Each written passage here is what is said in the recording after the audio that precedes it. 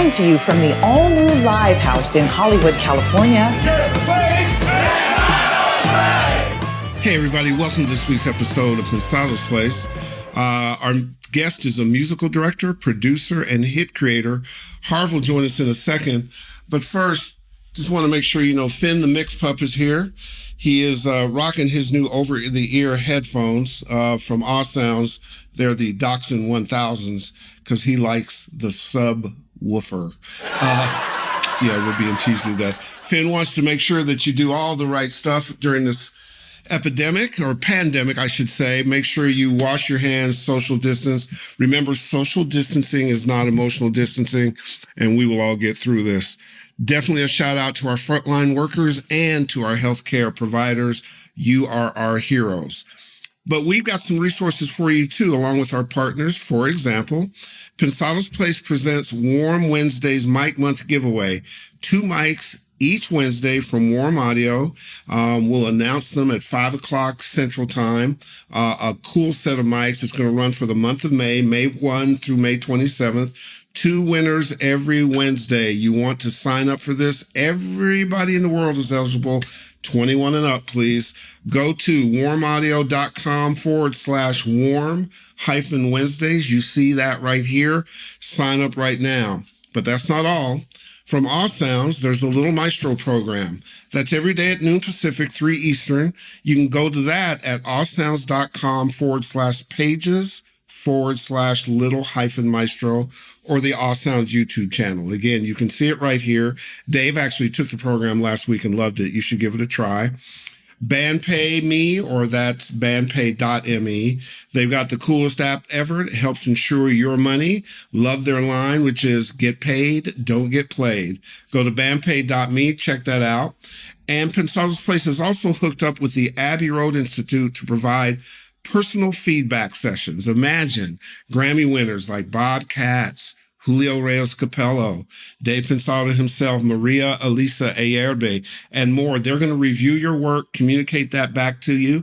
You want to be picked for that, so make sure you submit. All you have to do is go to abbeyroadinstitute.com/Miami/personal feedback sessions. Lots of goodness, lots of information. We don't want you to miss any of it. So you know how you can keep up? Be part of the cool club. Like, subscribe, and click notify to our channel. Sign up for our newsletter or hit us on all of our socials.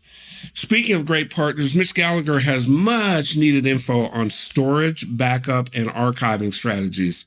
Here's Sound Advice, brought to you by Sweetwater. Hi, I'm Mitch Gallagher from Sweetwater. Welcome to Sound Advice. This time out, I'd like to talk with you about data storage. Now, storage isn't necessarily as fun as, say, a new preamp or a new microphone, but it's essential to your studio. You need to ensure that you have secure storage and also that your data is backed up and archived.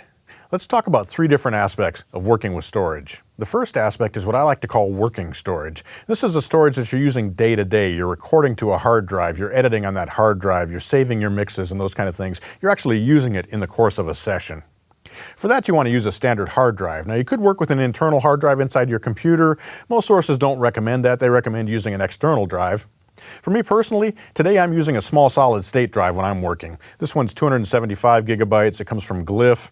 I've got one here that's also a terabyte, so for larger sessions I might use this one, or if I have a lot more data that I'm trying to save in one place, I might use it in this one. So there are a couple of things that I look for when I'm looking at a working drive. I want it to be very secure, very stable, and very reliable, and for that I tend to go with a solid-state drive, but of course modern mechanical drives are very good as well. The other part of this is I like to work with a working drive that doesn't require an external power source. I like one that's bus powered for my computer so I can use it with my laptop. The second aspect of storage is backup. Now for me, backup means immediately resaving everything that's on the working drive so I have it in a second place so I know it's secure. For that, I use a portable RAID. Now a RAID is a redundant array of inexpensive devices, meaning there are multiple hard drives inside a single enclosure. The example I have here today is from LaCie, and it's called a rugged RAID. It has 2 hard drives inside, and this one is actually a 2 terabyte rugged RAID from LaCie. So as soon as I've finished on my session for the day, when I've got everything wrapped up, it's stored on my working hard drive, I immediately back it up to this second RAID, and that gives me a secure storage. It's now on 3 different hard drives in 2 different places. Once again, for this type of a drive, I like to have one that's bus powered. And again, this rugged RAID plugs right in, connects by Thunderbolt, works great for me with my laptop. One thing I do recommend for your backup solution is that you store everything there. So if you have old versions, I don't overwrite them, I don't erase things. I just have one large project folder that I use as a container for everything that happens during the session over the entire course of a project. The final stage or aspect of storage is archiving, and this is the one that's challenging because we're talking about long-term storage here. And there are a couple of parts of that you want to think about. One is you want to make sure that you're storing to a very secure, very reliable medium, so when you go back months or years later to open a project up, it's still available and hasn't been corrupted. For this application, I like to have two identical but separate archives that I store in completely remote locations. So I have two big RAIDs from the sea. This one is actually a 3 terabyte and this one's a 10 terabyte, and it also has a built-in hub. So this one I store in my office here at work. So it's off location, it's not in my studio. If something happens at the studio, I've still got this and all of my art is saved there so I can recall it later. This one is a 10 terabyte and it has a built-in hub, so I've got a card slot, I've got extra USB ports and so on. So I use this in my studio and it's large enough that I can store a ton of data on it. The other nice thing about these is that they're actually modular. You can open this up and easily replace the hard drive that's inside. So when one fills up, you could pull it off, store it somewhere else, and insert a new one inside the drive and be ready to go. The beauty of a RAID drive is that your data is immediately backed up inside the single enclosure. So we have two separate drives here, and as you're writing to one, it's also writing to the other. There are several different RAID schemes they use for protecting the data, but it ensures that if there's a crash or you lose one of the disks, you can still get all of your data back. Now, when I'm archiving, the first thing I do is store a complete project right onto the RAID. It's just kind of everything that I've done during the course of working on the project.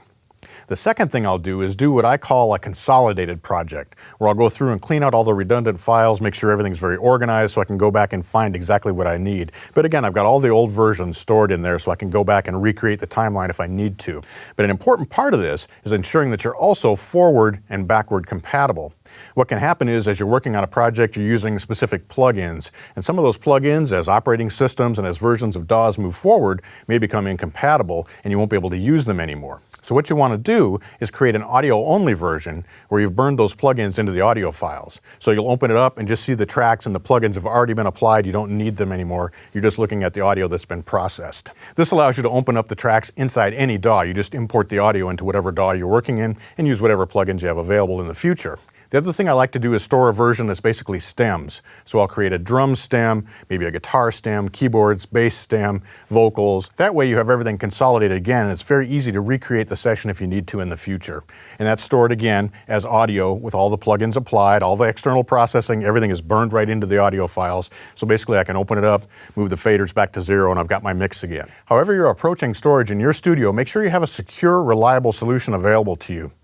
I like to have 3 separate solutions: working drives, backup drives, and archive drives. You may take a different approach. But whatever solution you choose, make sure that you're actually using it on a daily basis because you want to ensure all your data is protected. Thanks for joining me for Sweetwater Sound Advice. I'm Mitch Gallagher.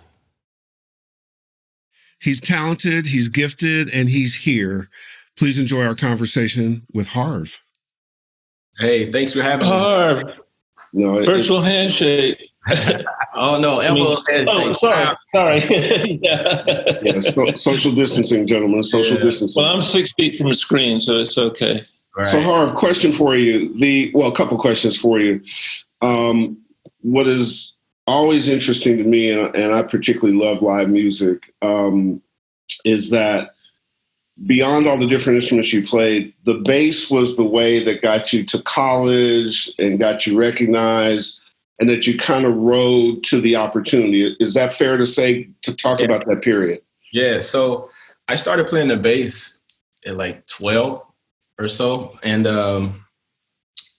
it just stuck with me. It's always been like the main instrument. I come from a musical family, so my older brother played piano and my younger brother plays drums. So we just had like a band growing up in high school, and I just stuck with it, like the bass. I majored in jazz once I went to college, and it just stuck with me.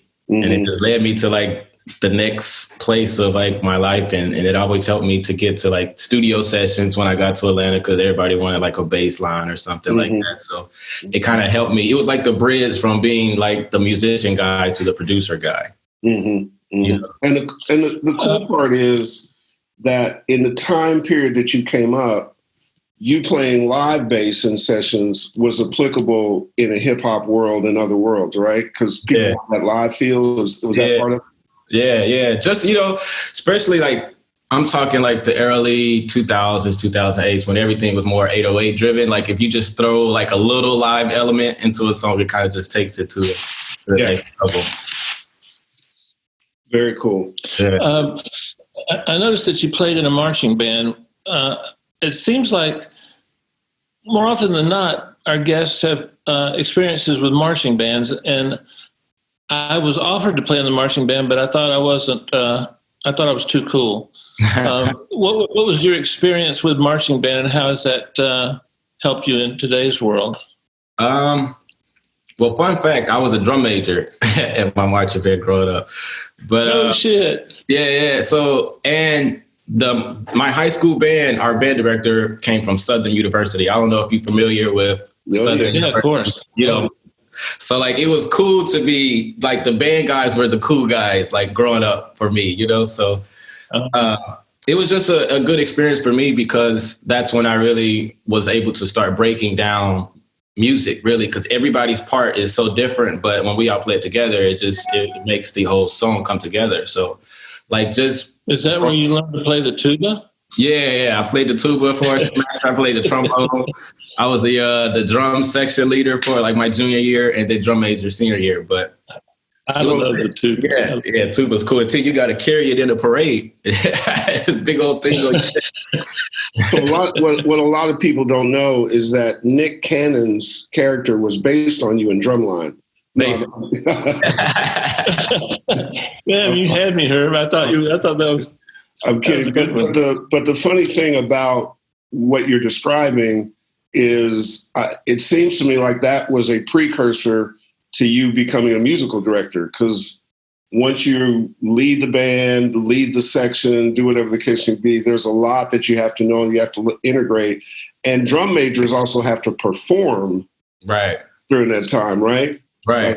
It is heavily precise. Yeah, you got to be on it. You got to know like everybody's part. Like if somebody, like one of the flute players mess up, like you should be able to identify it and tell them where they messed up and fix it. And that just translated to me once I started music directing. It's like I can play every instrument, so I know if the drummer or the guitar player messes up, I know how he messed up and what he did wrong, and Well, you actually perfect segue, man. You should do an interview thing because I wanted to know, describe the job of the musical director, both getting ready for the tour and then while you're on tour, because they're very different. Well, there's a lot to it, correct? Yeah. So getting ready for a tour is actually the hardest. Like once you're on tour, it's just smooth sailing in. But to prepare for a tour is like, for me, because I'm a producer, I don't really like to add that many live elements to a show. Like just having musicians on stage is already a live show. If you add a guitar, it's already live now because that guitar was not in the studio album. So I like to keep the integrity of the song, and I really just add like transitions, outros, intros, and I might add like a little sprinkles and stuff during like the hooks or something. But it's really just me just being honest to the song. Like I love music, and I always put the music first before I want the praise of doing this grand old thing. Like if the song made the album, it's a hit. So who am I to, change it up to make it like this live big thing? So right. I recently went to a concert, and a famous star, top 5 star, and there were no instruments on stage. There were no live instruments played except for one song, which was an acoustic guitar, and the show was incredible. I was surprised at how it held my interest as opposed to the shows where you had a band on stage and the big lights. The lights were incredible, and it was a venue with about 14,000 people, and I kind of liked having the stems, that were from the record. Well, it's definitely cheaper. Recording. Well, not only that, I thought it was more entertaining. The show had a great flow to it. It was Post Malone, and I was blown away because I had seen a show in about 5 years, and that change makes the ticket prices affordable, and it also, not really for the big stars. No. Cool stuff. I think it really depends on the artist, because I feel some artists need a band, need dancers. Absolutely. You know?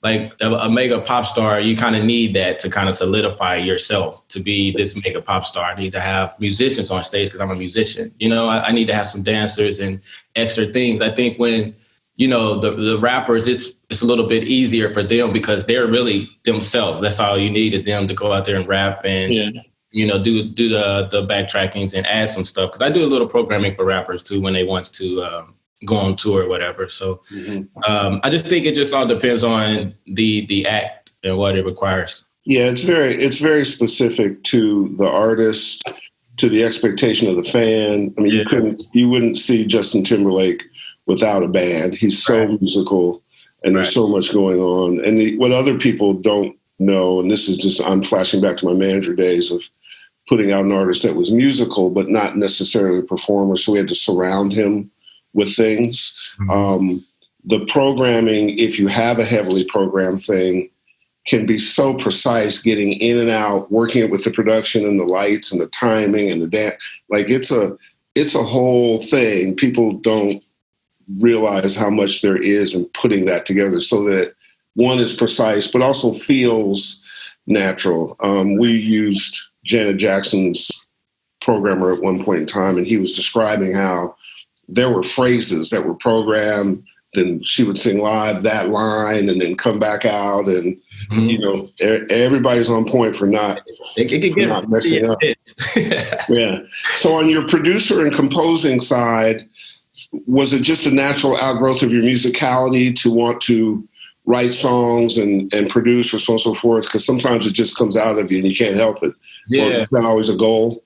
Yeah, well, I always knew that it was more to me, even when I was in high school, it was more to me than just being a musician. And just being a musician is cool because there's a lot of guys that are awesome musicians and they're just meant to be, you know, musicians. But to make that transformation to being a producer, like I always knew it was something different. Like how can I, like when I was 17, I was like, how can I hear and understand every part of this song? Like why am I breaking this down like there? And then I always just think there has to be a reason. So I think I got like my first doll like at 18 with like Fruity Loops or something. I'm like, let me just start trying to make some beats real quick. So I was like making beats in high school and like selling them to my little friends that wanted to rap or whatever. So I was just like, okay. Yeah. What do you use? What DAW do you use? Now I use Ableton now. Okay. Yeah, Ableton, and use Logic for a little minute, but now switched to Ableton. What was some of the synthesizers you used on Justin's last album? I used the what's the name of his board? The Prophet 12. Real one? Yeah. I actually bought it right before it was working, and I just did like a whole bunch of loops or whatever on it. I used that. I use Massive, a plugin. I use Massive a lot for like my synths and keyboards, and then I kind of create the rest of my melodic sounds myself. How do you do that? Start with like a basic. I like Ableton sounds. I'll start with like a basic, boring Ableton like stock preset sound that nobody even thinking about using, and then I'll just like really, really like get into it and like freak it up a lot, and then it just sounds like, what is this? You know. And that's so cool. So cool. Do you have a specific? Do you mix your own stuff? Do you have stuff go to a mixer? How do you handle that process? Yeah, well, I get it good enough to demo, like out from my computer. I get it pretty good to demo, but now I'm not fully mixing. I wish maybe one day I'll get into that. I know it. I just respect everything so much that I'm not even going to try to say I'm a mixer just because I'm a producer. Like I feel like that's a whole nother step that if I wanted to really get into that, I really have to sit down and learn this fully. So yeah. Mixers love you everywhere for saying that. Yeah. I was sitting here thinking that I was going to butt in and give you a compliment. So in working with Bieber, one of the things that was interesting, I saw John Mayer talking about Justin's incredible harmony sense. He said that he had not been around somebody who was so prolific at coming up with harmonies on the spot. Like it was just he was super blown away at Justin's talent. Give us your perspective on, is that what you see and stuff? Because I think he's a very, very talented guy on lots of ways, performer and musically and so on and so forth. Is that your sense? Yeah, he's, to me, he's always been like a freak of nature. Like how can you do this? Like it just anything, like we'll be playing, like me and him play ping pong a lot. So he's really good at it, or just anything. He'll watch somebody do it like one time and then he'll be able to master it. Like basketball, hockey, like anything. And it's just like for him to have that gift, man, is amazing. And I think his savant level used to get, lost in terms of the PR stuff as he was growing up, and everybody has to grow up. I remember it was that way with Kobe. Right. But you can't deny the talent. You can't deny the success and so forth. It's real stuff.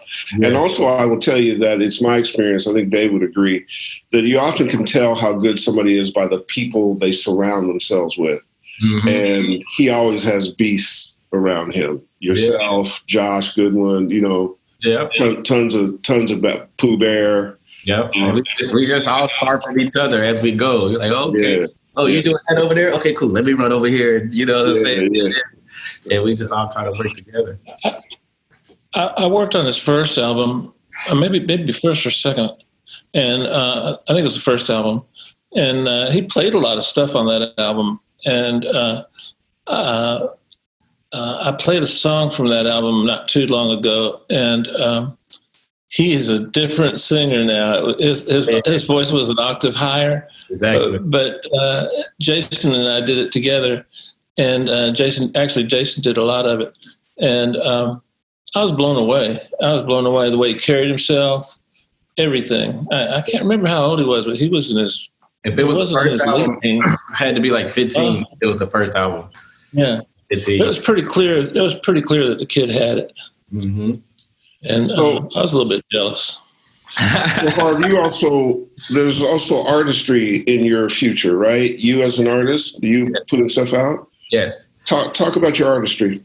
So, I'm a musician, so I want to put out music for the world. I've been blessed to travel from just being, in Justin's band. So I've been in so many different pockets of the world, and I've kind of been exposed to certain things sonically. So like that's who I am from my experiences. So the music that I put out is gonna be a representation of that. So I wouldn't call myself a EDM DJ. I'm just a musician, and I just want to. This is the music that I like. This is what I kind of gravitate to, and this is what is what it's gonna be. When's it coming? My first single, Hail Mary, is coming out in 3 weeks, actually. Oh, cool. Yeah. Cool. Yeah, so I'm super excited. Good title based on where we are in this world. Exactly. So in your travels, I'm sorry. No, go ahead. In your travels, you made it to New York and performed with Justin on Saturday Night Live. Yeah. As a musician, which I still consider myself to be more of a musician than a mix engineer, but that's the pinnacle. I'd love to do that. And what was it like? Can you take me like? So that was our second time doing it. We did it once in 2010, but this one was a little bit different for me. One reason, that was my first time playing stand-up bass in front of people. So I rehearsed for like a week, and I just got it down. But no, it was just really cool. SNL is one of the top, as a growing musician. It's like if I can get on SNL or what was it, Letterman before he retired. Like that was like, oh, I made it. I'm on TV now. I can show my mom, my friends, or whatever. So. For me to do SNL again was like really, really cool, and to do it with Justin and him releasing his new music and me being on an album, so I'm like a part of this new movement of him. So it was just really special for me. Like I was really taking it all in and just enjoying the moment, really. Mm-hmm. Do you rehearse the songs? How long do you rehearse the songs before you play? Do they have to have a set of the two songs or? Yeah, so we give them. Yeah, so we give them a set of what we're going to do. And I think we rehearsed here in LA for a week. And then we did 2 days rehearsals there. And then shot Saturday. Yeah.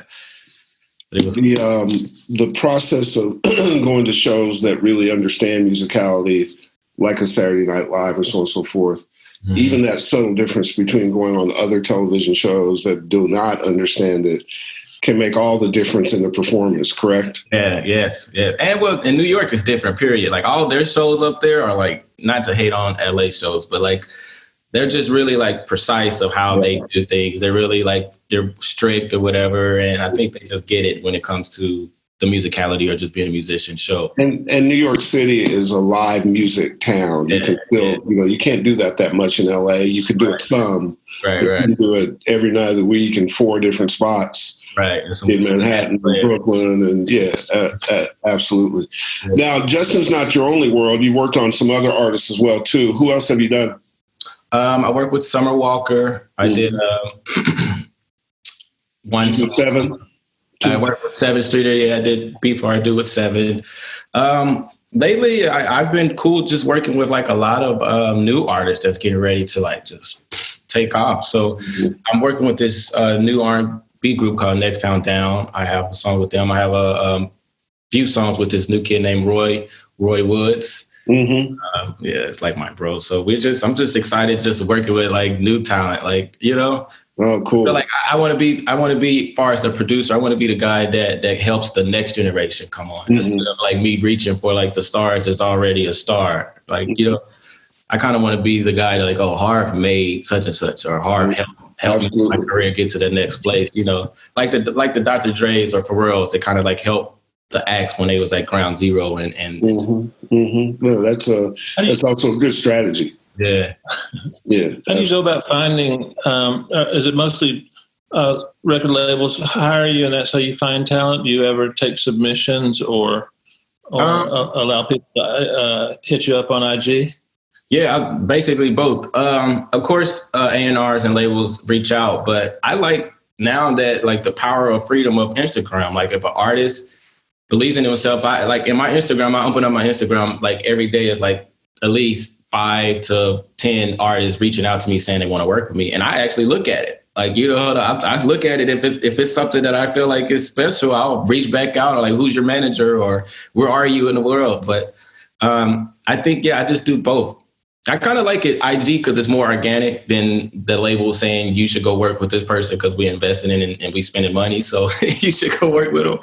But either way, it's good. Prepare to be swamped once we air this episode. Cool. What was your Instagram again? Is there an age limit? I mean, is there an age limit on? Oh, there's not. Okay, well, I'll hit you up. Good. If you turn Dave into a hot musical artist, you will become the all-time greatest producer in the history of production in the modern world ever. Nice. Anything is possible. So, shoot. Yeah. I used to be a local star back when I was a guitar player during the time. Hey, man, you said once, and it caught my attention when I was checking up on you, that you'd like to do your productions like a couple of years, 2 or 3 years ahead. Can you give me some tips and techniques, 1 or 2, that where the rest of us can kind of try to stay ahead, which I pride myself in doing, by the way? So as a creative, you're always looking to what's next because you just want to push everything forward a little bit and just try to, create. So like, I'll just be in my own mind and just saying like, what haven't we heard yet? Like what style, what snare, what kick, what chord progression, you can't really recreate chord progressions, but maybe let me change the sonic of this chord progression. Let me change the sound, or let me do something a little different with the plugin or whatever I need to do to make this regular chord progression sound like it's just something like we've never heard before. So I think that's what I try to.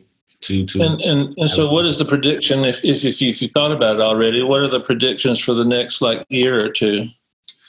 The next year or 2 is just really to execute that, really. Just keep doing what I'm doing and then just put that on more projects to where now people are like, oh, okay, Harv did that. Okay, I can tell because I can hear that. I can hear him pulling us or pulling or dragging us to like this next whatever. You know what I'm saying? Not saying I'm the next wave or I'm the next big thing or anything. And I just, just always want to just push myself and push, people that love my art and really that's it, No, I think to build on Dave's point and something you said earlier, I think it's important to claim what you want to go do. I think it's important to say, I'm going to go do X and not just sit around and do Y. And given, if I'm reading this correctly, given how much you've traveled, how much your travels have influenced you, how much different sonics are out there, there's a rich tapestry of things for you to pull from. Right. And what I'm getting to from a question is,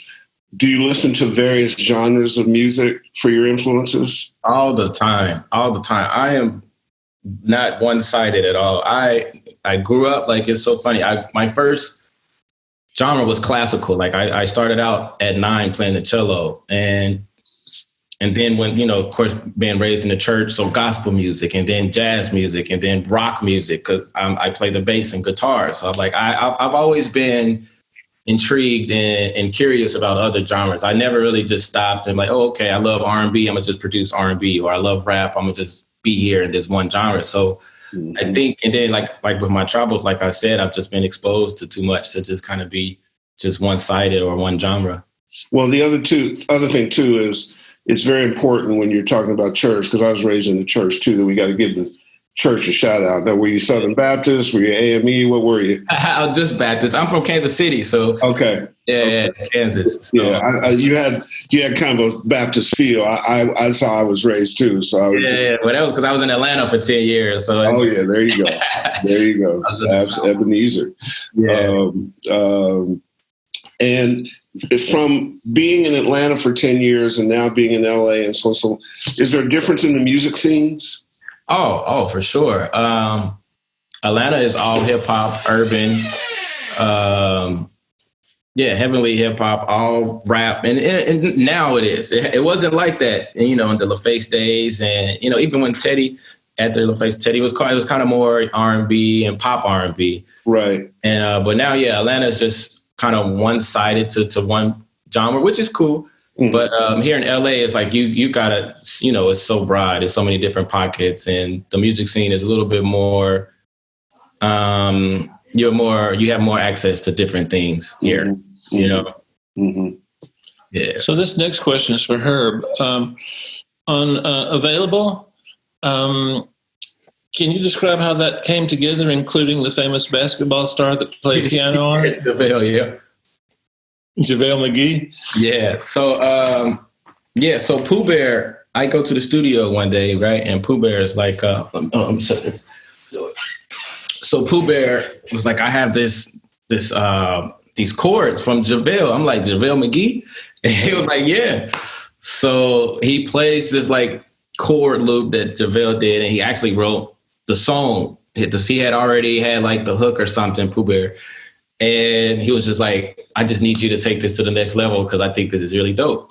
So I grabbed the session and I put kind of fully produced it out or whatever, and that's how Available came. Was that intro? Was that JaVale McGee, the intro part? So that was him? Yeah. So it was like it was like a long loop, and I was just like, cut that, put that there, cut that, put that there. Let's do this, put that over there. And I love that sound. That sound. Yeah. Now, as the resident Laker freak on here, just to qualify, it's JaVale Pierre McGee. Yeah. Because Pierre is his producer name. Yeah. And what a lot of people don't know is JaVale has been serious about music for a long time. Actually has a studio down in Inglewood. Mm-hmm. Actually almost next door to the 1500 Sound Academy. Mm-hmm. Teaches music, has people over there. He has been doing that for a long time, investing his own money. He cares about it. I met him down there once, and just as a Laker freak, I didn't know whether to talk basketball or hoops. Basketball or music. But he is serious about it, and he's passing it along, passing it forward. So it's nice to see it working. It surprised me a little bit too. I was just like, okay. Yeah. And we're working now. He sent me a pack a few weeks ago. I was like, all right. Through Instagram, right? Yeah. No. Yeah, we chatted on Instagram, and then we just changed info, and then we just kind of been working now. But, ever since the pandemic or whatever, we haven't had a chance to get into the studio. Well, tell him he should come on the show so we can talk about his musical stuff. Yeah. Yeah, absolutely. Great. So describe your. Go ahead, Dave. Describe your the rig that's behind you that you create with and create your songs and your demos. And I'm assuming that's it. Can you describe? Give us some insight of some of the unique things that you're using in your rig. Yeah, I mean, this is really nothing special. Just a little production here at my house. Just so if I have an idea, I can get it out. Yamahas, I just Mac Mini, big knob, just the simple stuff for me to just hear what I'm doing. Mm-hmm. Nothing special. Mm-hmm. Yeah, then that's where it all starts, right? Yeah. Apollo, I guess. Yeah, the MIDI keyboard and some instruments. That's amazing. Yeah. But in some cases, that is the reality that, you can make music at home. It's not like you can't take it to the studio and do more. But, when we've, most recent example, when we had Phineas on and he talked about, making his sister's records, Billie Eilish, in their bedroom studio. Right. And to incredible success. So the technology is there. How much I'm somebody who believes that you have to use the technology, not have the technology use you. Okay. That it's important for you to have your instinct and your creativity in it. Do you feel that way? Is that a fair statement? Yeah.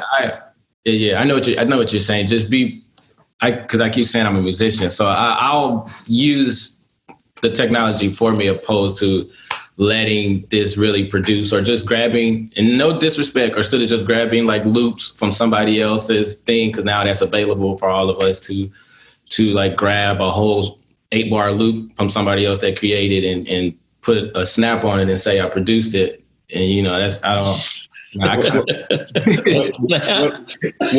the HARV? What are the HARV favorite plugins? Right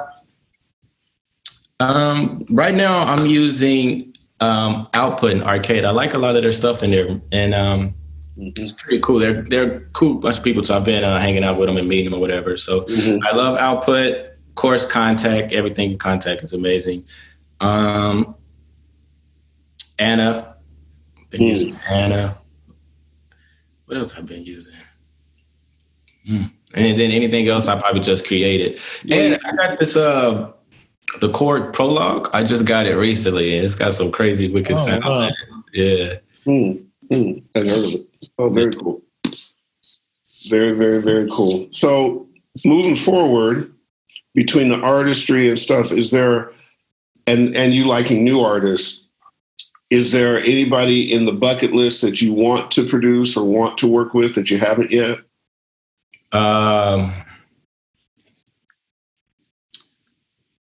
No, not really. I love that. Not really. I can't.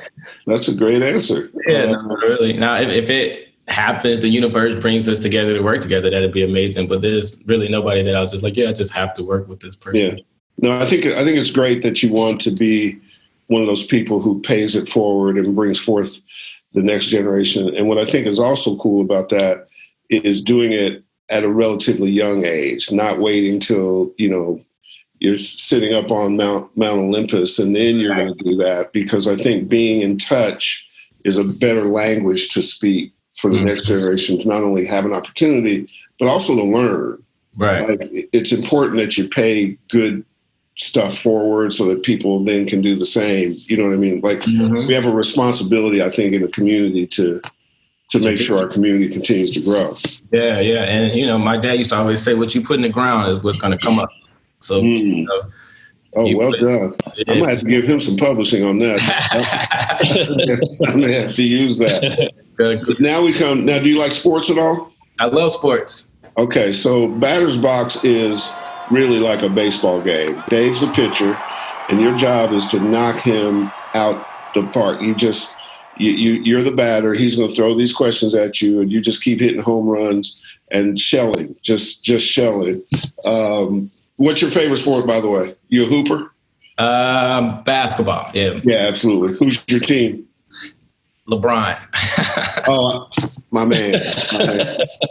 And why would we get interrupted this year after 6 years of hell? Right. Oh, driving me crazy. It's only all right, Dave, you're going to tee up your batter's box. In the box is the incredible HARV. Throw the first pitch, sir. Okay, one word, if you can. Virtual sense. Love them. Favorite bass player? Victor Wooten. Oh, man. Marching band? Southern University. There you go. Tempo, BPMs? 130. Loops? Useful. Reverb? More.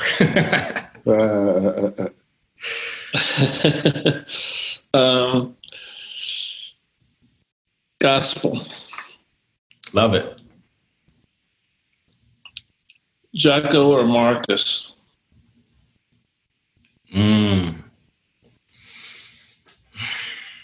Marcus. That was hard. Marcus. That's a tough one. I was gonna say depending on mood, but one word. So Marcus. Live strings? Love them.